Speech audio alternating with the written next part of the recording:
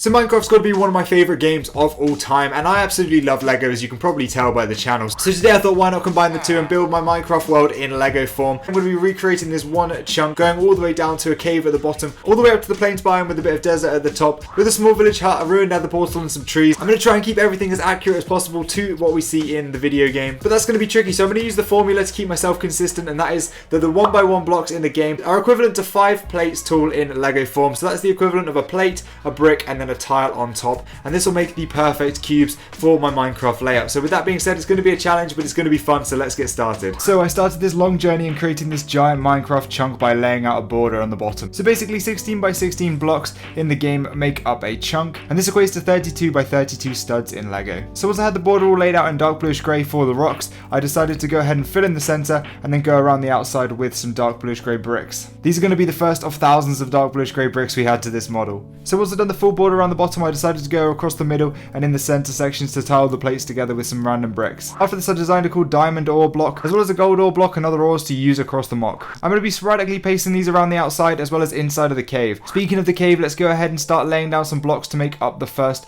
bit of the floor of the cave. My main focus again with the build is to make everything perfectly cubed. This is going to be a fun challenge, but it's things I've got to remind myself of every single time I place a block. So there's definitely a few areas where I messed up and had to go back and change things, but you can see I'm going ahead and starting to slope up the cave as I go towards the back, adding in different things like emerald ores and diamond ores, and slowly making my way up and up as I go back towards the back of the cave. Taking a break from this, I decided to go ahead and layer up a load of the outside section. I even added a little bit of lapis over here in the corner, and I did the same all the way around the outside for multiple layers. This is something we're going to see repeating throughout the whole video. I added a few blocks of diorite just to add a bit of splash of white in there. I think that turned out quite nicely. As the cave started to ramp up, I decided to design a ceiling as I wanted to have no visible undersides of any of the pieces, so I decided to go ahead and use some snot techniques, and I'll use some inverted tiles that you'll see in just a minute when we finish off the top of the roof. In the meantime, I went around the outside and added loads of these tall dark bluish grey pieces just to cover up a lot of the space back here. And once again, I returned to the cave to do some more work on the front section. The roof of the cave might have been one of the hardest parts of this entire build, but it was really fun working on this and keeping everything in the right scale even when building on the side. I added some more redstone as you can see here and continued raising up the side. I designed a roof with loads of inverted tiles that connects to all the other pieces that we've got so far, and this works really nicely to create a really smooth and seamless effect to the roof of the cave. So even if you're looking from below, you won't see the anti-studs, you'll just see the plain tiled off clean effect. Now I raised up the section above the cave and decided to go around all the way around the outside, adding more mud now. So we're transitioning from the rocks to the mud blocks around the outside now. I decided to rip off this corner here as I remembered I wanted to add a whole corner of sand under the ground. So this will work out really nicely as a bit of the chunk we saw actually uses sand. So this is going to be really cool, and I can't wait to layer this up even more. After this, I just went ahead and went all the way around the outside again and again, doing more brown and light tan for the sand and the mud. Now we had a pretty suitable height around the outside. It was time to go ahead and layer up the center section with loads and loads of random filler brick just to make this as strong and sturdy as possible. Now we've got everything to the same height, it's time to go ahead and plate off the top section, adding in our final block to the layer of the build before we can start working on the upper terrain. So now this is all fully plated off and it looks really good. All the areas around the outside are in the correct color, so you won't be seeing any of the filler plate, and obviously all the top section will be tiled off and covered up by a cool few builds we've got planned for the top section. So first thing I had to do was plan out what I wanted to go where, so I decided to put a couple of pieces in to represent where the trees were going to go, as well as some raised areas that I wanted to build up in each corner, a bit of black brick for the nether portal, and then 4 bricks to represent where the hut's going to go. Now with our basic plans laid out on the top section, it's time to start building. The first thing I wanted to do was recreate the small villager hut. Now this was going to be a challenge. I was really excited for this, and I took a lot of inspiration, as I do with most of these Minecraft builds, from a guy named Cheesy Studios, who's an absolutely incredible builder, so please go check him out. I really did take a lot of inspiration, especially for this Minecraft village hut right here, as he actually recreated one when he recreated a full village. We're basically using dark bluish grey again, but with dots of light bluish grey to make the nice cobblestone pattern. Then for the corners we're using reddish brown again, and we built this up to a point where we tiled off the entire top section, and we can now start to work on the roof. I realised I'd slightly laid out the windows slightly wrong, so I went back in and destroyed it and changed those, lowering them by 1 plate just to make them more accurate. Now it's time for the interior. You see most of it is tiled off, but I've left a few sections open, one for the bed and one for a chest over here on the side. And overall I'm really happy with the way this little build is coming together. Now it's time to work on the roof. Now I sadly won't be making this completely game accurate. This will probably be the only thing on the build that I won't be making exactly to game scale, and it'll probably be the only area where I have a few anti-studs showing on the bottom. But I was running low on pieces, so I had to do it like this. But we have a nice sort of light tan roof right here with some nice tiles and bricks building up this sort of cone effect. Now it's time to tile off underneath where the build's actually going to go, and you can see I'm using sort of like these jumper plates just so it will be nice and easily removable. And then I started to add on a few green tiles for the grass and a few tan tiles for the sand. And then of course the villager couldn't really step up into the hut here, so I added a few steps just to make that nice and easy. And there is the finished hut. I'm really happy with the way this comes together. And you can see if I lift off the roof here, you can have a nice look into the interior. Next thing I wanted to do was work on some more tiling. I didn't really have very many tiles right right now, but I've got a few in the mail, but we managed to get a good amount done. And then I moved on to working on the nether portal. So we're going to have a ruined nether portal here, which I think is going to look really, really good. And I decided to add a few stone bricks, netherrack, and also a few gold blocks around this center section here. Over on the other side now, we added some light tan pieces to work as the sand. I really like this. I added a few raised areas and a couple of sections I left open to put some jumper plates to add a few dead bushes in here. So now over by the nether portal, I added this raised section right here. You can see it's not finished yet, and neither is the entire terrain, as I am now out of green tiles. But we should have a couple arriving in the next few days, so hopefully we should finish this off very soon. But I'll cut back in a couple days when they arrive. Let's go. Yes, it arrived in time, guys. The pieces we need to finish the mock. And here they are. We have a load of different tiles and stuff like that to finish off the terrain. We even have some jumper plates to add some different grass and things like that. We might add some more diamond blocks and even use these for some iron blocks. Oh, and a furnace piece as well. Let's go. But with these pieces in, let's get back to building.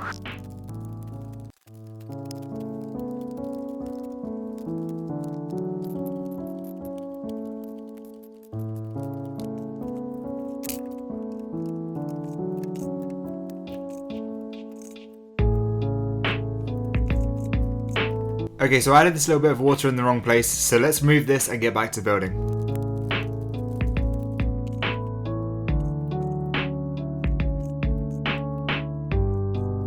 And now all the tiles are added into place, it's time to add a few bits of grass on those jumper plates.